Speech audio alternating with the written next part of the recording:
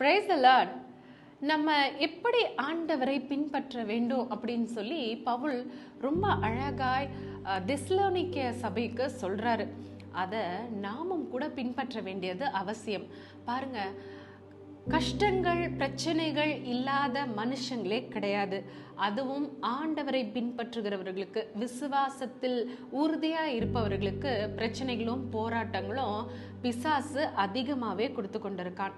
ஆனா அதன் மத்தியிலும் நம்ம எப்படி ஆண்டவரை தேடுறோம், எப்படி ஆண்டவரை பின்பற்றுறோம் அப்படின்றது ரொம்ப முக்கியம். அநேகர் என்ன பண்றாங்க, பிரச்சனைகளை வாழ்க்கையில பார்த்த உடனே ஆண்டவரை தேடுறத, ஆண்டவரை பின்பற்றத, நம்புறத, விசுவாசிக்கிறத விட்டுடுறாங்க. ஆனா ஒரு உண்மையான தேவ மனுஷன், கர்த்தரை ஏற்றுக்கொண்ட விசுவாசி எப்படி இருக்கணும் அப்படின்னு சொன்னா, எவ்வளவு பிரச்சனைகள் நம்மளுடைய வாழ்க்கையில வந்தாலும் ஆண்டவரை பின்பற்றத விட்டுறக்கூடாது. அது மட்டும் இல்ல, பவுல் சொல்லும் பொழுது சொல்றாரு, நம்ம அந்த பிரச்சனைகளின் மத்தியில எப்படி ஆண்டவரை பின்பற்றணும் அப்படின்னு சொன்னா, பரிசுத்த ஆவியின் சந்தோஷத்தோட பின்பற்றணுமா.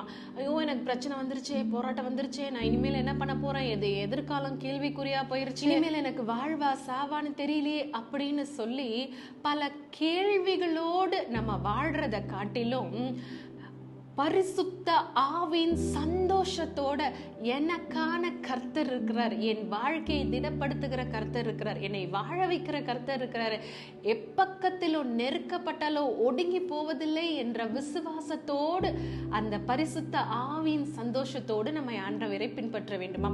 அந்த வசனத்தை வாசிச்சிடலாமா?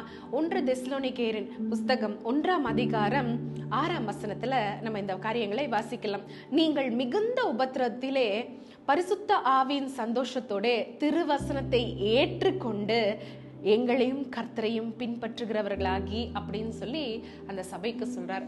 ஆமாங்க, மிகுந்த உபத்திரவம், அதாவது உபத்திரவம் மட்டும் சொல்லல, மிகுந்த உபத்திரவத்துல பரிசுத்த ஆவியானவருடைய சந்தோஷத்தோடு திருவசனத்தை ஏற்றுக்கொண்டு கர்த்தரை பின்பற்றணும். God bless you all.